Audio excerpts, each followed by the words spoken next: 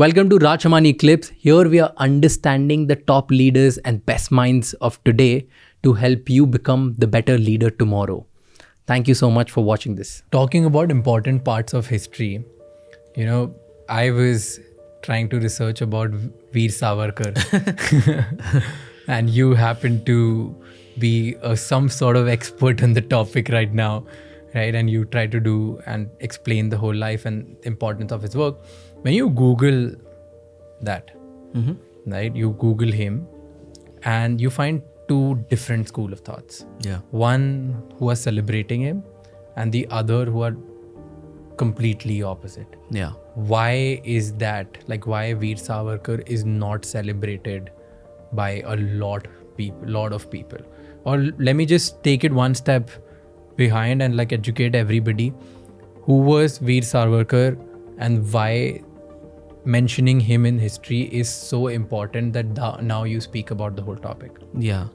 So my entry point also, Raj, into the life of Veer Savarkar was precisely on that account that, in our growing up years, I don't remember him being a part of, even a mention of him in our textbooks. Exactly. I come from a part Maharashtrian family, so on my maternal side, in whispers there would be some accounts of Savarkar here and there, but larger, other than that, there was not much of a discussion about this man.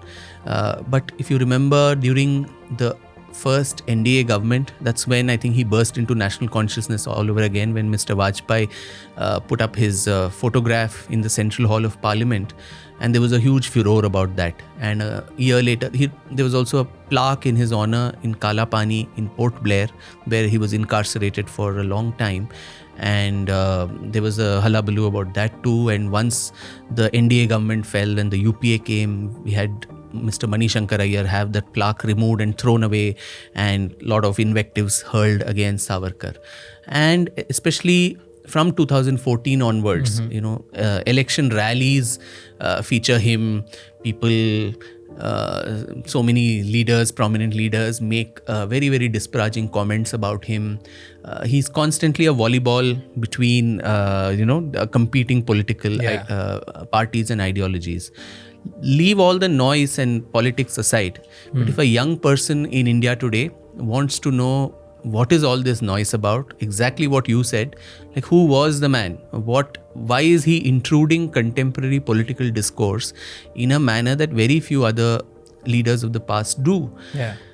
What is the source to go back to? There's hardly any scholarly work done on him. The last biography of his was written when he was alive in the 1960s by this gentleman called Mr. Dhananjay Keer. Now, since then to now, my first volume, Echoes from a Forgotten Past, came out in 2019. Till then, 50 years, there was no re-evaluation of him, whereas the ideology that he propounded of Hindutva has been in a political ascent in this country. He intrudes our discourse, but an alarming lack of scholarship or of curiosity, intellectual curiosity about the person, and access to his thoughts and writings, that was absent. So again, Toni Morrison played in my head that if there's a book that you want to read and it's not been written yet, you must be the first to write not one but 2 volumes, because there was just so much of material about him which had been hitherto remained unaccessed by people. So that's one reason why these 2 volumes came up. And I've tried to, take all aspects of his life.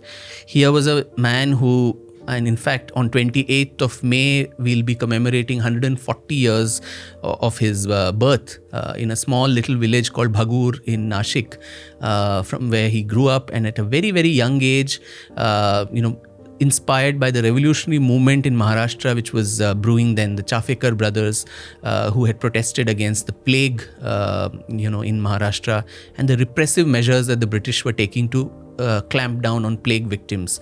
The Diseases and Epidemics Act, which was introduced now during COVID, was actually enacted by the British then to control plague, and the Chafekars protesting against that had killed the plague commissioner. So inspired by that, young Savarkar, who was 12 years old or something, had taken this vow in front of his family deity, Ashtabhuja Bhavani, that till my very end, in Marathi he said, Shatrus Marta Marta Mare to Zunzen. So I'm going to keep fighting till my very end, killing the enemy. And he followed this up by forming India's first ever organized secret society, or Gupta Sanstha, which was first called Rashtra Bhakta Samuha. It later morphed into Mitra Mela, which later became Abhinav Bharat, Young India, on the lines of the Italian revolutionaries, Mazzini and Garibaldi and others, who had created Young Italy to fight against imperialism. So young people who would gather together, and the idea was to create an insurrection in the British Indian Army, very similar to what happened in 1857. And this started spreading its wings all over Maharashtra first and other parts of India, and active collaboration with several other secret societies, particularly in Bengal. You had the Anushilan Samiti, the Swadhin Bharat, Jugantar, several others. So people like Aurobindo Ghosh, Barindranath Ghosh, Prafulla Chaki, Khudiram Bose, all these people were constantly working towards with each other. And imagine at a time when there were no WhatsApp groups to communicate and coordinate strategy, they were actually working together for the complete freedom of India. And Savarkar, in the Maharashtra side, his elder brother Baba Rao had formed this. And in 1905, as a student in Ferguson College in Pune, he organized the first ever student bonfire against British clothes to protest against the partition of Bengal. So a young student in Maharashtra being influenced by what was happening in distant Bengal, and actually all of them organizing against it. And he was rusticated from college, fined and all that. Then he gets a scholarship, goes away to London to study law on the behest of this amazing, leader of the revolutionaries there called Shyamji Krishna Varma, who set up this India House. That place is still there in London. It's occupied by other people now, but it's the place where all these revolutionaries lived. And some of the stellar names who probably wouldn't even light a bulb in anyone's minds, Shyamji Krishna Varma, Madam Bhikaji Kama, VVS Iyer, MPT Acharya, Sardar Singh Rana, Madan Lal Dhingra, Lala Hardayal, Sikandar Hayat Khan, so many such people from different parts of India, almost like a microcosm of what India was there in India House. And as their leader, Savarkar did several things. One is he wrote a book on the 1857 revolution. He called it the first war of Indian independence. It was still then called Sepoy Mutiny, disparagingly. Some few sepoys, because of that beef lard and pork, they revolted, was what the British tried to perpetuate. He said, no, this was a revolution. And that book actually became like the Bhagavad Gita for revolutionaries much later. It was Bhagat Singh who republished another edition of it, or later Netaji Subhash Chandra Bose and Rash Bihari Bose and others.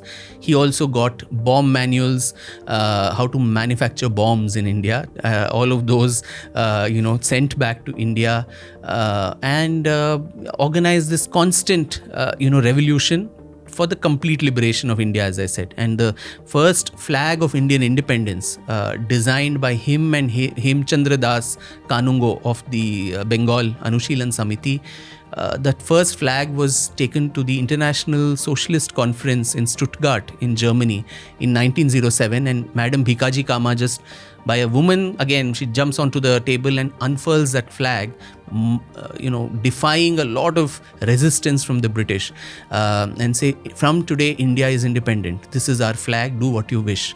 So that kind of zeal that they managed, and a lot of political assassinations then began to happen, whether it was in Calcutta, it was in Nashik, and in London itself, right under the nose of the British Crown. Madan Lal Dhingra assassinates Lord Curzon Wyllie, and that's when the whole revolutionary movement unravels. And Savarkar is arrested, he's tried unfairly, he's sent away to, he's given the harshest punishment of 2 life imprisonments of 50 years, 25 plus 25. So a young man who was going to London to study law, at the age of 26, 27, arrested, 50 years. Imagine if he has to literally rot in the dungeons of Port Blair, the most inhuman tortures, what it could have meant for his psyche. So there he's sent away to Kalapani, suffers some of the worst of tortures there. No good food, no toilet facilities, no medical facilities, that kolhuka bell punishment all through the day, and weathers all of that. And then in 1924 he is released, and between 24 to 37, 14 years of actual jail imprisonment, and then 13 long years of house arrest and confinement in Ratnagiri in Maharashtra. So 27 long years of a young person's life totally snuffed out. His degree snatched away from him, his entire family property taken away, and even the vessels of the house were pawned and auctioned. So when the men were sent away to Kalapani, the women of the house literally begged for eking out a livelihood. So under those circumstances and sacrifices, this man, survived. And in Ratnagiri, in 13 years, by then he had propounded this whole idea of Hindutva. And in the 13 years, he was a social reformer also, who looked at a complete casteless society, intercaste marriage, intercaste dining. The first temple in India, Patit Pavan Mandir in Ratnagiri in 1931, where people of all castes could go and worship. At a time when among the Maharashtrian Brahmins, the Deshasthas and the Konkanast Chitpavans would not sit together and eat. You had the first cafe where everyone could sit together and eat, which was a revolutionary idea 100 years ago. Yeah. Today it doesn't matter so much in urban spaces, but then it was a big deal. And, Asprishya Ganpati, an untouchable Ganpati, where the lowest in the caste order would be the priest, and even the Brahmin had to go and take his blessings to worship. So, and children of untouchable, so-called untouchable communities to be able to study along with the upper caste children. All these experiments he did for 13 years, and then after he was finally released in 37, he becomes the president of the Hindu Mahasabha, which was a very important party then, and made it a politically, electorally fighting fit party against both the Congress and the Muslim League, which was there. And throughout his life, he was an ideological opponent of Gandhi and what he stood for. He had a lot of differences of opinion with Gandhi. And of course, then the very difficult times leading up to the partition of the country, where the Hindu Mahasabha stoutly opposed the partition till the very end. And after freedom, he was falsely implicated in Gandhi's assassination, because Nathuram Godse was his, acolyte in the Hindu Mahasabha. And so he and Narayan Apte, who were the main conspirators. And he was kept in jail, but exonerated and honorably exonerated in 1948 in the Red Fort trials. But after that, the man just lost interest. He became a persona non grata in society. Even talking about him meant that, you paid a heavy price with your livelihood. So he relegated to the, background in society. And finally, in 1966, on 26 February, in that Jain tradition of Paryopveshan, where you stop eating, drinking, he actually gave up his life in Mumbai.